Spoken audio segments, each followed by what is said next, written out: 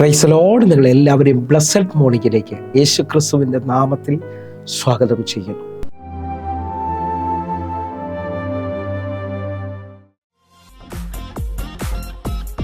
ഈശോരുവാതി തുറന്നാൽ ആർക്കും അടപ്പാനാവുകില്ല.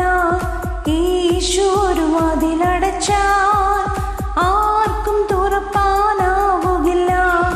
ഈശോരുവാതി തുറന്നാൽ ആർക്കും അടപ്പാനാവുകില്ല. ഈശോരുവാതിലടച്ചാൽ ആർക്കും തുറപ്പാനാവുകില്ല. തുറന്നിടുമേ വാതി തുറന്നിടുമേ, എനിക്കായി വാതി തുറന്നിടുമേ. അടച്ചിടുമേ വാതിലടച്ചിടുമേ, വൈരിൻ വാതിലടച്ചിടുമേ.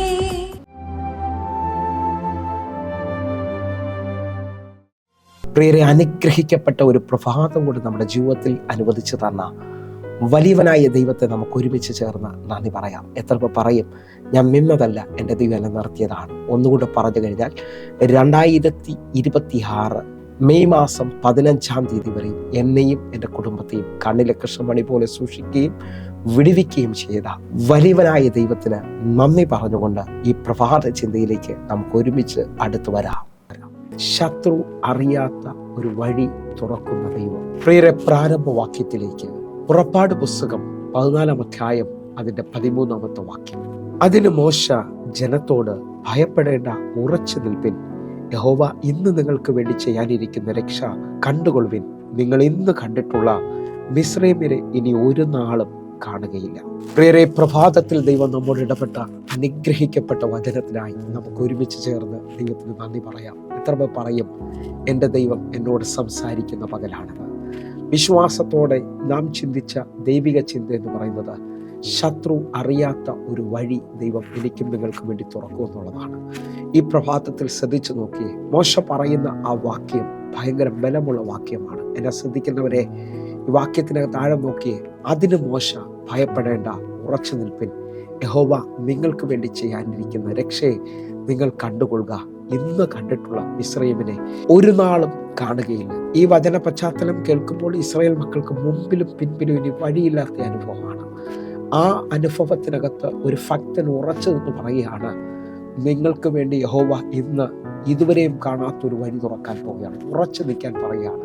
എന്നെ കേൾക്കുന്ന ഓരോ ദൈവമക്കളും ഈ പ്രഭാതത്തിൽ തിരിച്ചറിയേണ്ടത്, നമ്മുടെ ദൈവം അത്ഭുതത്തിൻ്റെ ദൈവമാണ്. നിങ്ങളും ഞാനും ചിന്തിക്കുന്നത് പോലെ ഇനി പുറമെ ഒരു വഴിയില്ലെന്ന് പറയുമ്പോൾ അതിൻ്റെ മധ്യത്തിൽ കരുതുന്ന, അതിൻ്റെ മധ്യത്തിൽ വിളിച്ച ദൈവം വിശ്വസ്തൻ എന്ന് പറയാൻ തക്കവണ്ണം അത്ഭുത വഴി തുറന്നു തരികയാണ്. ഒന്നുകൂടെ പറഞ്ഞു കഴിഞ്ഞാൽ, വായിച്ച വചന പശ്ചാത്തലം എന്ന് പറയുന്നത് ഇസ്രായേൽ മക്കൾ വല്ലാതെ ഭയപ്പെട്ട് അവർ മോശയോട് പിറുപിറുക്കുകയും യഹോവയോട് നിലവിളിക്കുകയും ചെയ്യുന്ന അനുഭവത്തിനകത്ത് മോശ അവരോട് പറയുകയാണ്, ഉറച്ചു നിൽക്കും, ഭയപ്പെടേണ്ട, ദൈവം നിങ്ങൾക്ക് വേണ്ടി അത്ഭുതം ചെയ്യാൻ പോവുകയാണ്.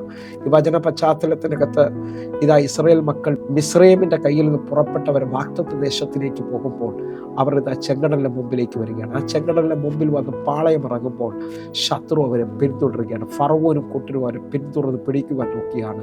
ആ സമയത്ത് ഇനി വഴിയില്ല എന്ന് പറഞ്ഞുകൊണ്ട് ഭാരപ്പെടുമ്പോൾ നിങ്ങൾ ശ്രദ്ധിച്ചു നോക്കിയേ, 14-ാം അധ്യായം അതിൻ്റെ 3-ാമത്തെ വാക്യം.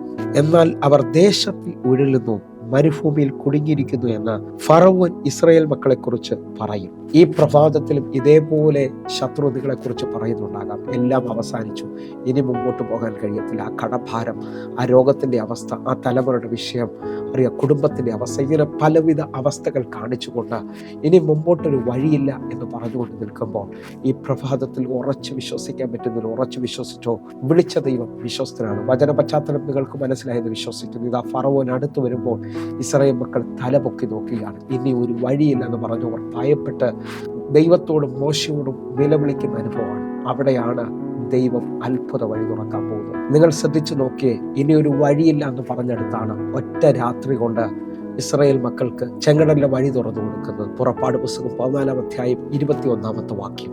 മോശ കടലിൽ കൈനീട്ടി, യഹോവ അന്ന് രാത്രി മുഴുവൻ മഹാശക്തിയുള്ള ഒരു കിഴക്കൻ കാറ്റുകൊണ്ട് കടലിനെ പിൻവാങ്ങിച്ചു ഉണങ്ങിയ നിലമാക്കി. അങ്ങനെ വെള്ളം തമ്മിൽ വേർപിരിഞ്ഞു. 22-ാമത്തെ വാക്യം. ഇസ്രായേൽ മക്കൾ കടലിന്റെ നടുവിൽ ഉണങ്ങിയ നിലത്തുകൂടെ നടന്നുപോയി. അവരുടെ ഇടത്തും വലത്തും വെള്ളം മതിലായി നിന്നു. ഈ വചനം കേൾക്കുമ്പോൾ എല്ലാവരും ദൈവത്തിന് നന്ദി പറയണം. കാരണം ഒരു വഴിയുമില്ല, എല്ലാ വഴിയും അടഞ്ഞു, ശത്രു അവരെ ജയിച്ചു എന്ന് പറഞ്ഞുകൊണ്ട് നിൽക്കുമ്പോൾ അന്ന് രാത്രി മഹാശക്തിയുള്ളൊരു കിഴക്കൻ കാറ്റ്, പ്രാർത്ഥിക്കുന്ന മോശ കടൽ മേലേക്ക് കൈ നീട്ടുമ്പോൾ ആ രാത്രിയിൽ ദൈവം ചലിക്കുകയാണ്. ഈ പകൽ മുഴുവൻ വിശ്വസിക്കാമെങ്കിൽ നിങ്ങളുടെ കരം ഉയർത്തിപ്പിടിച്ചുള്ള പ്രാർത്ഥന, നിങ്ങളുടെ വിശ്വാസത്തോടുള്ള പ്രാർത്ഥന അത്ഭുതങ്ങളെ വിളിച്ചു വരുത്താൻ പോവുകയാണ്. ഒന്നുകൂടെ വിശ്വസിക്കാൻ പറ്റുമെങ്കിൽ ഇതുവരെയും നടക്കാത്ത വലിയ ദൈവപ്രവൃത്തി സംഭവിക്കാൻ പോവുകയാണ്. ഇതേപോലെ ഒരു ഭാഗം കൂടെ ഞാൻ വേഗത്തിൽ നിന്ന് തൊടുകയാണ്. അപ്പോസ്തല പ്രവൃത്തി 12-ാം അധ്യായത്തിൽ ഇതാ യാക്കോബിനെ കൊന്നത് യഹൂദ ജനത്തിന് പ്രസാദമായി എന്ന് കണ്ടപ്പോൾ ഹെരോദാവ് പത്രോസിനെ പിടിച്ചിരിക്കുകയാണ്. പത്രോസിനെ പിടിച്ച് കാരാഗ്രഹത്തിലാക്കി ആ രാത്രിയിൽ സഭ ശ്രദ്ധയോടെ പ്രാർത്ഥിക്കുകയാണ്. അപ്പോസ്തല പ്രവൃത്തി 12-ാം അധ്യായം അതിൻ്റെ 5-6 വാക്യങ്ങൾ. ഇങ്ങനെ പത്രോസിനെ തടവിൽ സൂക്ഷിച്ചു വരുമ്പോൾ സഭ ശ്രദ്ധയോടെ അവന് വേണ്ടി ദൈവത്തോട് പ്രാർത്ഥന കഴിച്ചു പോകുന്നു. 6-ാമത്തെ വാക്യം. ഹെരോദാവ് അവനെ ജനത്തിന് മുമ്പിൽ നിർത്തുവാൻ ഭാവിച്ചതിൻ്റെ തലേ രാത്രിയിൽ പത്രോസ് 2 ചങ്ങലയാൽ ബന്ധിക്കപ്പെട്ടവനായി 2 പടയാളികളുടെ നടുവിൽ ഉറങ്ങുകയായിരുന്നു.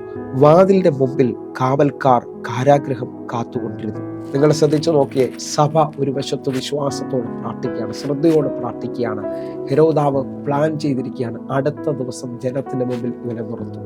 ഹെരോദാവ് ചിലത് ഉറപ്പിച്ചു വെച്ചേക്കുകയാണ്. കാരണം കാരാഗ്രഹം അതേപോലെ പൂട്ടി ഉറപ്പുവരുത്തിയിരിക്കുകയാണ്, പടയാളികളെ നിർത്തിയിട്ടുണ്ട്. പക്ഷേ ഞാൻ ആത്മാവിൽ വിശ്വസിച്ചുകൊണ്ട് പറയാം, അല്ലെങ്കിൽ പ്രാർത്ഥിക്കുന്നവന് വേണ്ടി ശത്രു കാണാത്തൊരു വഴി ദൈവം തുറക്കും. വാഗ്ദത്തമുള്ളവന് വേണ്ടി ശത്രു അറിയാത്തൊരു വഴി ദൈവം കരുതിയിട്ടുണ്ട്. നിങ്ങൾ വിശ്വസിക്കാൻ പറ്റുന്നവരാണെങ്കിൽ എൻ്റെ കൂടെ ഈ പ്രഭാതത്തിൽ വിശ്വസിച്ചുകൊണ്ട് പ്രാർത്ഥിക്കണം. 7-ാമത്തെ വാക്യം കൂടെ വായിച്ച് നമ്മൾ പ്രാർത്ഥിക്കാൻ പോവുകയാണ്. പെട്ടെന്ന് കർത്താവിൻ്റെ ദൂതൻ അവിടെ പ്രത്യക്ഷനായി, അറയിൽ ഒരു വെളിച്ചം പ്രകാശിച്ചു. അവൻ പത്രോസിന്റെ വിലാപ്പുറത്ത് തട്ടി വേഗം എഴുന്നേൽക്കുക എന്ന് പറഞ്ഞു.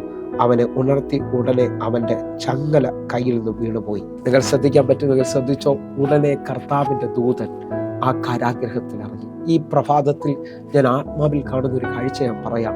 നിങ്ങൾക്കിനി ഒരു വഴിയുമില്ല, എല്ലാം അവസാനിച്ചെന്ന് പറഞ്ഞാലും ദൈവദൂതന്മാർ നിങ്ങൾക്ക് വേണ്ടി ലോക്കുകളെ അഴിക്കുന്ന, പുത്തൻ വാതിലുകളെ തുറക്കുന്ന, ചില കുടുംബങ്ങളിൽ സന്തോഷം കൊണ്ടുവരാൻ കഴിയുന്ന ദൈവദൂതന്മാർ ഇന്ന് പകൽ ചലിക്കാൻ പോവുകയാണ്. ശത്രു കാണാത്ത ചില പുത്തൻ വഴികൾ, മേജർ വിടുതലുകൾ നിങ്ങളുടെ ജീവിതത്തിൽ സംഭവിക്കാൻ പോകുന്നു.